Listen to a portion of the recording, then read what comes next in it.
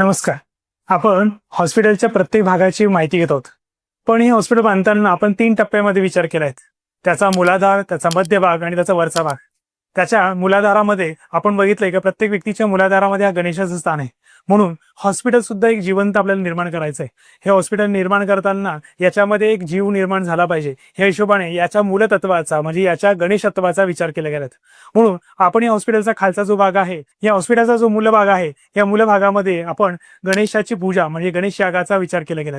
ह्या गणेश याग करताना फक्त दैवी पूजा याग विधी व्हावेत असा अपेक्षित नाही, तर हा याग होताना सुद्धा वैज्ञानिक स्वरूपामध्ये चिकित्सालयाला साजेल शोभेल आणि चिकित्सालयाला रुग्णांना हितकारक ठरेल अशा प्रकारे करण्यात आला. ही इमारत बांधत असताना याच्या बेसचं जेव्हा काम चालू होतं त्यावेळेस ही यज्ञविधी करण्यात आली. याला गणेश याग म्हटलं जातं. आपण ऋग्वेदामध्ये वर्णन आलेलं ब्रह्मणस्पतीचं याग इथं केलं आहे. या यागामध्ये अनेक वेदपाठीय ऋषी आणि अनेक वैद्यकीय क्षेत्रातले विद्यार्थी या सर्वांना समावेश केला होता.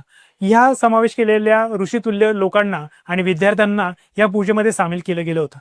ही पूजा करत असताना सुद्धा या पूजेमध्ये जेव्हा यांच्याकडून मंत्रवेद आपल्याला वधवून घ्यायचे तर त्यांच्या शरीरात कोणत्या प्रकारचे दोष नको, म्हणून ह्या सर्व लोकांचे जवळपास या 60-70 लोकांचं आपण शरीर शुद्धी करून यांना ह्या विधीसाठी बसवलं होतं. कारण की त्यांची शरीर शुद्ध असेल तर यांच्यातून येणारी वाणी ही पवित्र असणार आहे आणि पॉवरफुल असणार आहे. म्हणून आपण या सगळ्या लोकांचा शरीर शुद्धी करून ह्या विधीमध्ये बसवलं होतं. कारण की इथं उपासना करायची मूलाधाराची, म्हणून मूलाधाराची उपासना करताना आपण ब्रह्मणस्पती सुक्ताचे पठण करण्याचं आपण ठरवलं गेलं. ह्या ब्रह्मणस्पती सुक्ताचं पठण केल्यानंतर विजय, समृद्धी आणि स्थिरता ह्या सगळ्या गोष्टी प्राप्त होतात असं वर्णन आले. तर ह्या ठिकाणी येणाऱ्या रुग्णाला ह्या सगळ्या गोष्टी अपेक्षित आहेत. म्हणून या ब्रह्मणी सुक्ताच्या आपण अनेकदा पाठ केले गेले आणि इथं त्याचं हवन पण केलं.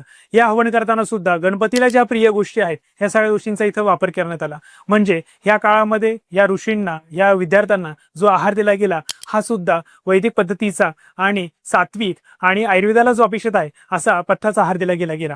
कारण की कोणत्या प्रकारची दूषित आहार खाण्यात आला का शरीरामध्ये दोष निर्माण होतात आणि वाणी सुद्धा दूषित होते. म्हणून यांची वाणी पवित्र हवी म्हणून ह्या काळामध्ये त्यांना त्या पूर्ण पवित्र आहाराचं त्यांना सेवन करण्यात आलं. त्यानंतर ह्या काळामध्ये ज्या गणपतीला आवडणाऱ्या ज्या वनस्पती आहेत या वनस्पतींचं इथं आवाहन करण्यात आलं. सोबतच गणपती हा 64 कलांचा अधिपती आहेत. या 64 कलांचे गणपतीचे चित्र रेखाटन करून यांची साधना करण्यात आली. गणपती हा नृत्यप्रिय आहे, संगीतप्रिय आहे. म्हणून ह्या काळामध्ये सुद्धा वेगवेगळ्या प्रकारचे संगीत, नृत्य, गणपतीच्या ज्या 64 कला आहे या 64 कला दाखवण्याचा एक प्रकारचा नृत्याचा आविष्कार इथं करण्यात आला. या ब्रह्मणसुक्ताच्या गणेश यागासोबतच जसा हॉस्पिटलचा आपण मूळ स्थापित केला त्याच पद्धतीने ह्या आयुर्वेदाचं मूळ जे ग्रंथ आहेत या ग्रंथाचं सुद्धा पूजन आपण ह्या काळामध्ये केलं. आणि अशा वेगवेगळ्या प्रकारच्या वैज्ञानिक स्वरूपात अशा विविध प्रकारच्या पूजा या यज्ञ सगळ्या प्रकारच्या विधी आपण करून इथं गणेश याग केला आणि ह्या हॉस्पिटलचा मूलाधार पक्का केला. ज्यामुळं रुग्णाला त्याचा मूलाधार त्याचा आजार मुळासकट नाश होण्यासाठी त्याला मदत व्हावी या उद्देशाने ह्या यागाची स्थापना आपण केली.